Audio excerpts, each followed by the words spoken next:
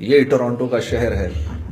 اسی ٹورانٹو کے شہر کے اندر مجھے آج بھی یاد ہے 1992 کی وہ قصہ، وہ آج بھی میری آنکھوں کے سامنے گھوم رہا ہے.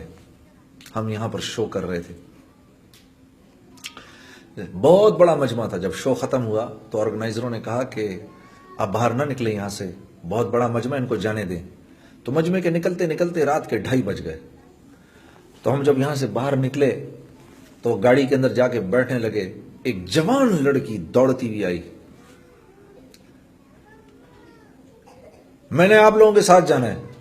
اب ہم رہنے والے تو پنڈی کے تھے سارے، ہاں، ہمارے لیے تو کراچی بھی نیو یارک سٹی تھا، ہاں، تو ٹورانٹو تو سوچو کیا ہوگا ہمارے لیے.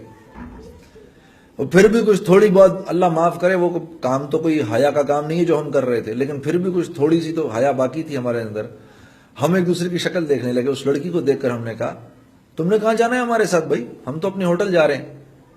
کہتی ہے نہیں، تم ہوٹل تک چلے جاؤ، مجھے ہوٹل تک لے جاؤ، پھر میں وہاں سے گھر چلی جاؤں گی. تو ہم نے کہا تو تمہارا باپ؟ کہتی ہے no don't worry about it, I just turned 18 a week ago. تو ہم نے کہا پھر کیا ہوا؟ ہمیں پتہ ہی نہیں تھا 18 10 ہونے کا کیا مطلب ہے. ہم نے کہا پھر اس سے کیا فرق پڑتا ہے؟ کہا وہ کہنے لگی last week when I turned 18 I went to the nightclub, I came back at 4:30 in the morning, my father didn't open up the door, I just called the police, so there's no problem.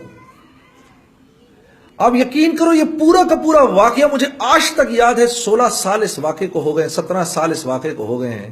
اس لڑکی کی ایک ایک بات مجھے ابھی تک یاد ہے. اور میں صرف یہ سوچ رہا تھا، صرف اتنا سوچ رہا تھا کہ اگر میری بہن یہ کرے تو میرے باپ کا کیا حشر ہو، اور اب یہ سوچتا ہوں اگر میری بیٹی یہ کرے تو میرا کیا حشر ہو.